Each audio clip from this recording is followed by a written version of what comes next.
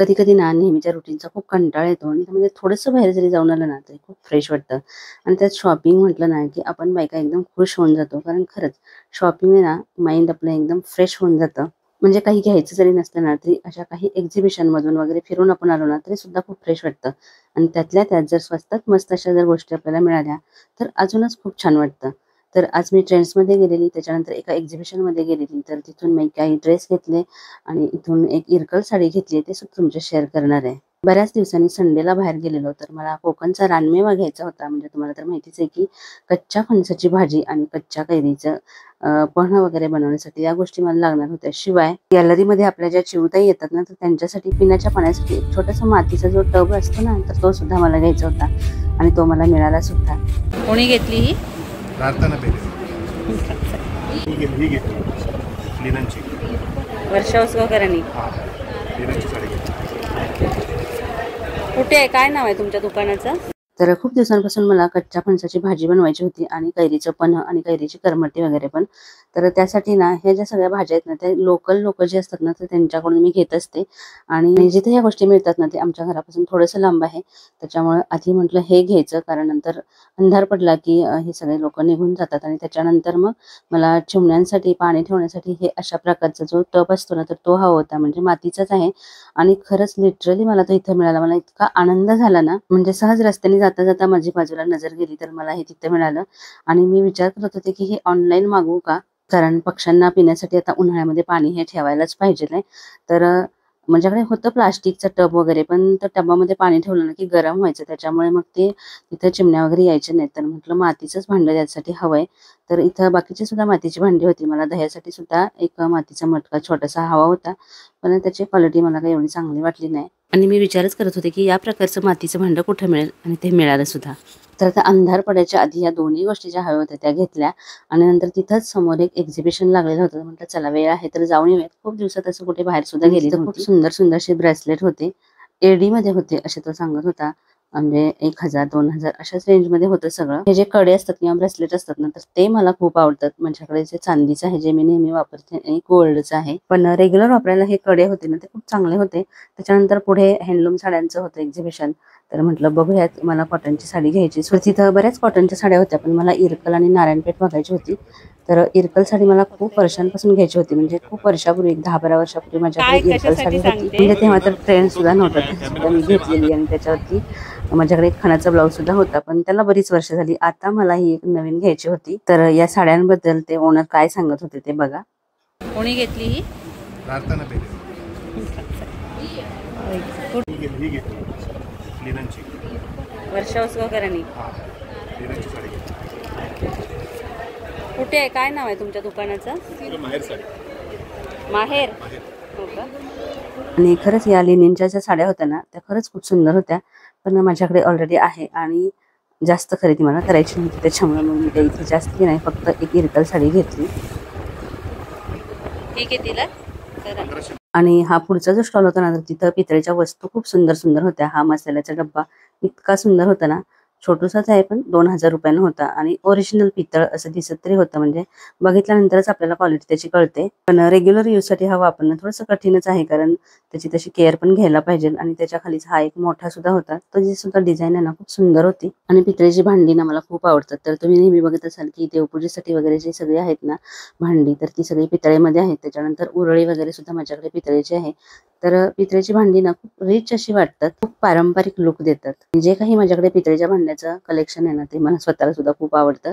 तर इथे हे स्टीलमध्ये सुद्धा मसाल्याचा डब्बा होता, खूपच हेवी होता. म्हणजे आपण ऑनलाईन वगैरे हे बघतो ना, तर हा इथं महाग सुद्धा होता, पण खूप हेवी होता. त्याच्यानंतर ही काशाची वाटी असते, ती तुम्हाला माहिती आहे का? म्हणजे पाय वगैरे दुखतात ना, तर त्यासाठी या काशाच्या वाटीने तळपाय असतात ते घासायचे असतात. तर मला ही घ्यायचीच होती. मलाच कळत नव्हतं की ही ओरिजिनल कशी ओळखायची. तर त्यांनी वाजवून दाखवली की असा आवाज येतो, पण तरी सुद्धा मी शुअर नव्हती की ही ओरिजिनल कशी ओळखायची. तर हे जे भांडं होतं ना खूपच सुंदर, त्याचं नाव शकुंतला. भांड्याचं नाव इतकं सुंदर ना. शकुंतला पूर्वीचं चहा कॉफीचं भांडं. शकुंतला डाळ राईस वगैरे करायला मस्त आहे, नाव पण मस्त आहे, भांडं पण मस्त आहे. ह्या किटल्या सुद्धा किती सुंदर आहेत बघा. फक्त ना ह्या शोपीस म्हणूनच ठेवता येतील असं मला तरी वाटतंय. आणि ही बाकीची सुद्धा पितळेचा तवा सुद्धा होता इथे. पितळेची जी भांडी असतात ना, म्हणजे टोप वगैरे, तर त्याला आतून कलही करून घ्यावी लागते. तर ही समजा घेतली तर परत कलही करायला कुठे जायचा हा मोठा प्रश्न असतो. त्यामुळे किती पण आवडली ना तरी ही भांडी आपण घेऊ शकत नाही. पण तरी सुद्धा हा आपला ना पारंपरिक ठेवा आहे आणि तो नुसता बघितला ना तरी म्हणजे मला स्वतःला पर्सनली खूप छान वाटतं. आणि इथं भिडाच्या आणि लोखंडाच्या कढया होत्या, पण मला एक तवा हवा होता, पण मी ऑलरेडी तो इंडस व्हॅलीचा मागवलेला आहे. उद्या किंवा परवा तो येईल, त्यामुळे मी इथं काही घेतलं नाही. नाहीतर आधी जर मागवलं नसतं ना तर मी नक्कीच इथं घेतलं असतं. खरंच खूप छान होती सगळी भांडी. त्याच्यानंतर आम्ही ट्रेंड्सला गेलो. मागे मी तुमच्याशी माझ्या कुर्तीचा एक व्हिडिओ शेअर केलेला. त्यातल्या बऱ्याचशा कुर्ती किंवा प्लाझो होते ना ते ट्रेंड्स मधले होते. तर तुम्हाला सगळ्यांना ते खूप आवडलेले, म्हणून म्हटलं चला पुन्हा एकदा तुम्हाला इथलं नवीन काही कलेक्शन आहे तर ते दाखवूयात. पण मी शूट करत होते तेवढ्यात त्यांनी मला सांगितलं की शूट करण्यासाठी परमिशन नाही आहे. मागच्या तर करून दिले, यावेळेला का नाही दिलं काय. चला तर आधी फ्लिपकार्टवरून मागवलेला ड्रेस बघूया. असा दिसतोय हा कुर्ती सेट आहे. हा 3 पीस आहे. याच्यावरती ही अशी पॅन्ट आहे आणि हा कलर तर खूपच क्यूट आहे. हा सगळ्यांनाच खूप छान दिसतो. त्याची सुद्धा स्लीव्ज आहेत ते 3/4 आहेत. मला नेहमीच 3/4 स्लीव्ज आवडतात. आणि याच्यावरती असं खूप छान असं डिझाईन आहे याच्यावरती. आणि मटेरियल एवढं सॉफ्ट आहे ना, खरंच खूपच सुंदर आहे. आणि याच्यावरती ही अशी एक ओढणी आलेली आहे. गरम होते तरी सुद्धा केस सोडलेत, कारण की बंद गळ्याचे ड्रेस असतात ना त्याच्यावरती केस बांधलेले चांगले दिसतात, आणि असे जे ओपन असतात ना आणि असे फेंट कलर त्याच्यावरती केस सोडले की छान वाटतात. तर आता ही अशी ओढणी आहे, याच्यावरती बऱ्यापैकी मोठी साईज आहे ओढणीची. आणि ही सुद्धा खूप सॉफ्ट अशी आहे, क्वालिटी चांगली आहे. या कुर्तीचा जो साईज आहे तो एल आहे. तुम्ही जर घेणार असेल तर एक साईज मोठा मागवा, कारण एल माझा, मी नेहमीच एल साईज वापरते, पण मला हा बरोबर फिटिंगला झालेला आहे. समजा कदाचित याला मार्जिन आहे थोडंसं, पण समजा अटला वगैरे ड्रेस श्रिंक झाला तर मार्जिन असेल तर तो आपण पुन्हा सुद्धा वापरू शकतो. तर हा मला एकदम परफेक्ट झालाय. तर हा जो ड्रेस आहे, तर इथे व्हिडिओ चालू असताना जे बाजूला शॉप म्हणून जे ऑप्शन येतो ना, बटन येतं, त्याच्यावरती क्लिक केले की तुम्हाला याची लिंक मिळून जाईल. तुम्हाला हवा असेल तर तुम्ही तिथून तो घेऊ शकता. आणि हा ड्रेस मी फ्लिपकार्टवरून मागवलेला आहे. बहुतेक 719 की काय याची प्राइस आहे, तुम्ही चेक करू शकता. आणि मी विसरूनच गेले, हे जे एक्झिबिशन मधून मी ही जी इरकल साडी आणली ना ती दाखवायची राहून गेली. नंतर माझ्या लक्षात आली, तर आता दाखवूयात. तर हा कलर मी घेतलाय आणि मला खूप दिवसांपासून इरकल साडी हवी होती. याच्या आधी खूप वर्षापूर्वी माझ्याकडे होती इरकल साडी, आणि त्याच्यावरती मी छान असा खणाचा ब्लाऊज सुद्धा शिवलेला होता. खूप छान वाटत होती. आणि आता सुद्धा मला एक वेगळा ग्रे कलर तिथं हवा होता, पण तिथं नव्हता. तर हा कलर मी घेतलेला आहे. उन्हाळ्यामध्ये अशा कॉटनच्या सॉफ्ट साड्या छान वाटतात. तुमच्या समोरच आता ती ओपन करते मी.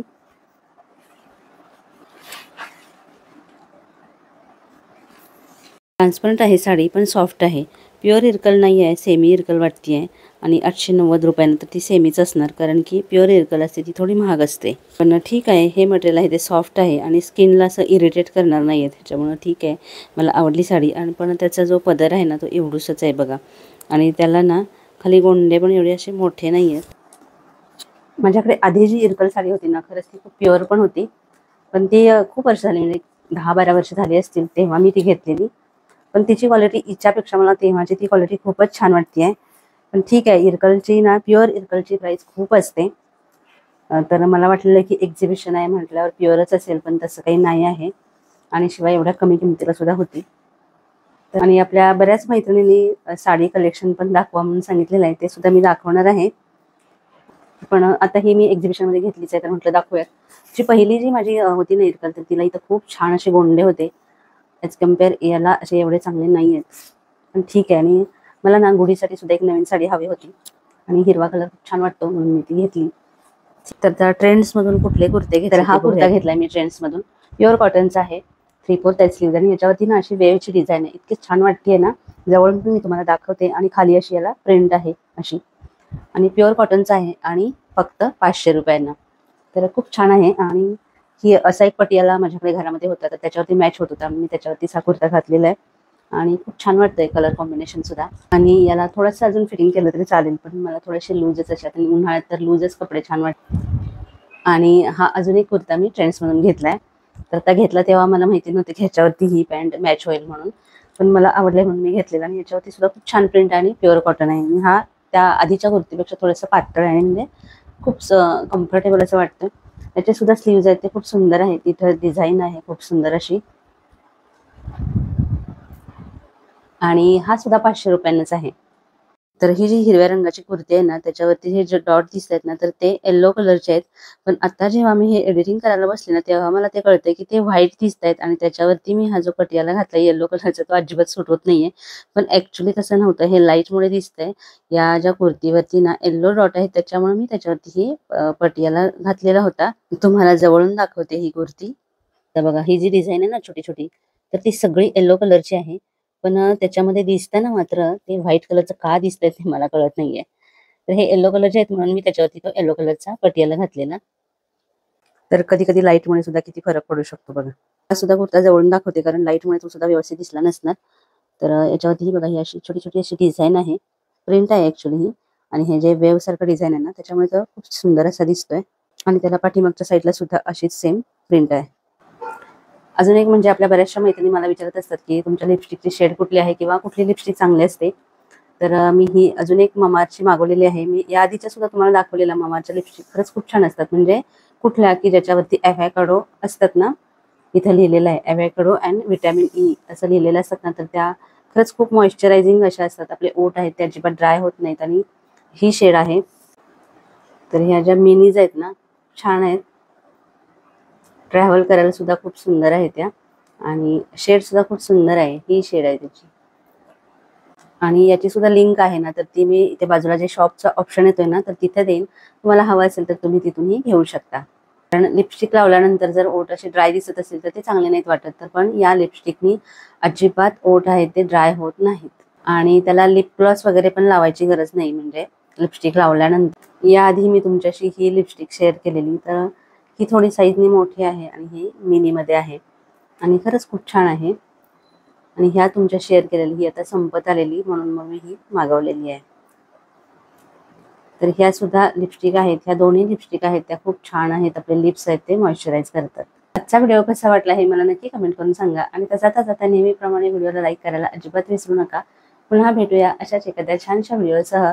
तोपर्यंत खुश राहा, आनंदी राहा आणि हो अजून तुम्ही आपल्या चॅनलला सबस्क्राईब केलं नसेल तर प्लीज करा.